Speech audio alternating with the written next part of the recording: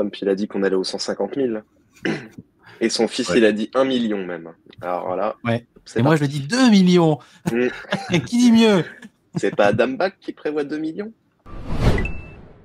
Il y a une possibilité pour qu'on soit en train de construire une phase latérale encore relativement longue, comme on pourrait l'avoir ici. Hein. C'est pas un scénario qui est à exclure. L'intégralité des mèches qui sont descendues ici, on les voit bien en 4 heures, elles ont été rachetées. On a une orientation du 4 heures qui est en train de reprendre une bonne dynamique haussière. Donc, on pourrait estimer que prochainement, on va aller attaquer les 104 000 $ pour essayer d'aller faire des ATH et aller visiter un petit peu plus haut. Malgré cela, il faudra quand même confirmer en faisant un plus bas supérieur au précédent. Vous voyez quand même que la zone de dérive potentielle à la baisse, elle est quand même relativement large, puisqu'on pourrait aller jusqu'à encore 95 000 $ pour essayer de faire un plus bas supérieur au précédent. Mais c'est quand même pas mon scénario favori. À court terme, j'ai quand même le sentiment qu'on viendrait tester potentiellement cette zone des 100 000 $ pour la valider définitivement et éventuellement essayer d'aller attaquer les 104 000 $. Ce serait mon scénario favori à court terme. Mais si tu regardes un peu plus long terme, la clôture hebdo, on a d'ailleurs eu la clôture de la semaine dernière qui a été au-dessus des 100 000. Donc à 101 000 et quelques, je crois. Donc c'est plutôt encourageant hein, pour le. Ouais, 101 pour la suite. 222, c'était d'ailleurs un niveau qu'on ne devait pas perdre. Mais bon. Il y a beaucoup de gens qui s'inquiètent à voir des marchés qui montent et qui descendent, mais le marché, il monte et il descend. Aussi naturel que la pluie et le beau temps s'enchaînent, le marché, il monte et il descend. Le tout, c'est que souvent, les gens, ils se positionnent dans les montées. Là où, au contraire, il faudrait qu'ils soient en train de vendre. Et du coup, bah, ils sont surpris quand le marché se retourne et qu'il descend. Mais alors que c'est tout à fait naturel. Si on achète dans une mèche haute, forcément, le marché il va aller corriger un petit peu ou consolider en dessous. Et voilà, les gens vont être dans une position qui sera un petit peu négative pendant quelques temps. Si on veut éviter ça, bah, on se positionne sur les baisses, dans une tendance haussière. Et dans ce cas-là, on a des chances, quand même plus de chances que le marché reparte à la hausse, puisque la tendance de fond, elle est haussière. Et c'est ça qui est important, c'est de se positionner dans les tendances et plutôt dans les corrections que lorsque vous voyez un token qui pousse.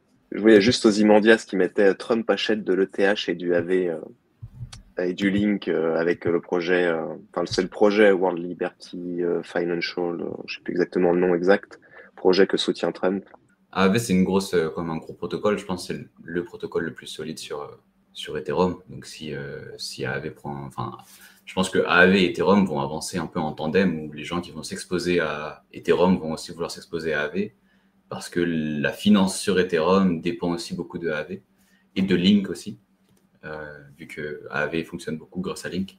Donc à Chainlink. Bon, on en parlait semaine dernière, de toute façon, avec Koban, hein, c'est des protocoles qui génèrent du profit, des rendements, des frais, donc c'est des protocoles un peu sûrs, quoi, entre guillemets, qui ont un vrai business model. Ouais. Bah ouais, AAV, perso, c'est comme je dis il y a plusieurs fois, c'est un des derniers shitcoins que j'ai encore. Et je suis très content de sa perf. De mon point de vue. Après, il faut voir aussi sa place, parce que c'est vrai, quand tu compares avec ce qu'il y a au-dessus, par exemple, ICP, Aptos, NIR, Litecoin, PP, tout ça, on peut se dire que AAV peut quand même dépasser tout ça. Mais après, est-ce que c'est pas ces autres projets qui sont pas surévalués et AAV qui plutôt a sa valeur normale, enfin, fair, si on peut dire ça? Et puis avec l'arrivée, bon, on en parle tout le temps, mais des instits, de la finance trad, etc. Bon, bah là, pour le coup, s'ils veulent retrouver des choses qu'ils connaissent, AV, bah, c'est clair pour eux. Ils savent qu'ils font du revenu, ils font des frais, ils savent à quoi s'attendre. C'est pas forcément quelque chose, entre guillemets, de nouveau. Donc, sur Ethereum aussi, là, sur les ETF, ça commence à se bouger, hein.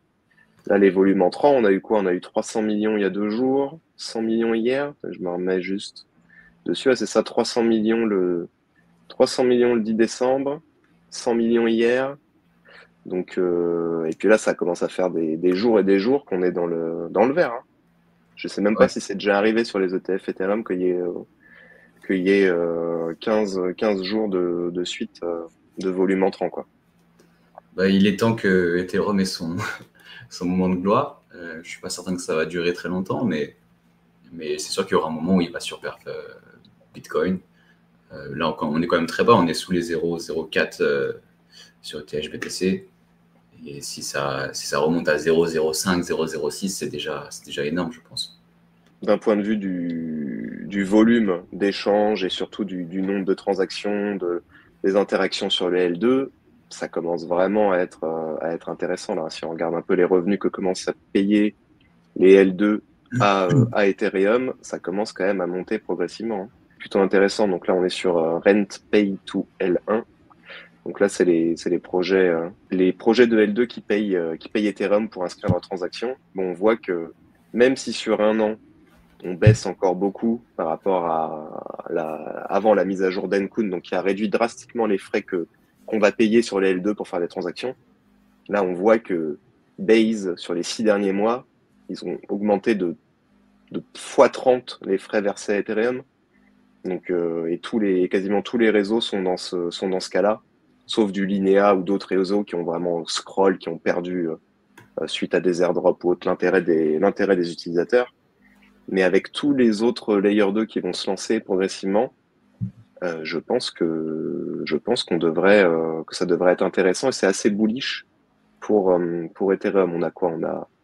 Je regardais 48 roll-ups qui vont se lancer prochainement d'après L2Bit et certainement des dizaines, voire des centaines d'autres.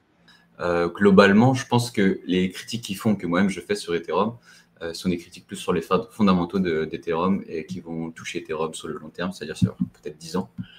Mais quoi qu'il arrive, on voit clairement qu'aujourd'hui, les gens ne s'intéressent pas du tout à la décentralisation et que tout ce qui est résistance à la censure, décentralisation, ce que tu viens d'expliquer, Robin, j'ai pas l'impression que ce soit quelque chose qui concerne, qui touche vraiment les utilisateurs d'Ethereum ou des L2 d'Ethereum. Quand on voit que Base est numéro 1 ou même qu'en parallèle, on a Solana qui performe beaucoup, qu'on a XRP qui performe beaucoup, Binance qui performe beaucoup. Enfin, on regarde le top des crypto-monnaies, c'est pas les plus décentralisées, c'est pas les plus respectueuses de la décentralisation, de la vie privée, ni les plus résistants à la censure.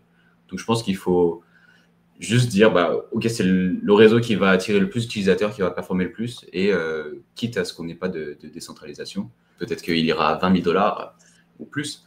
C'est pas ça moi qui me concerne. Moi, j'ai aucun doute sur le fait que Ethereum va se valoriser.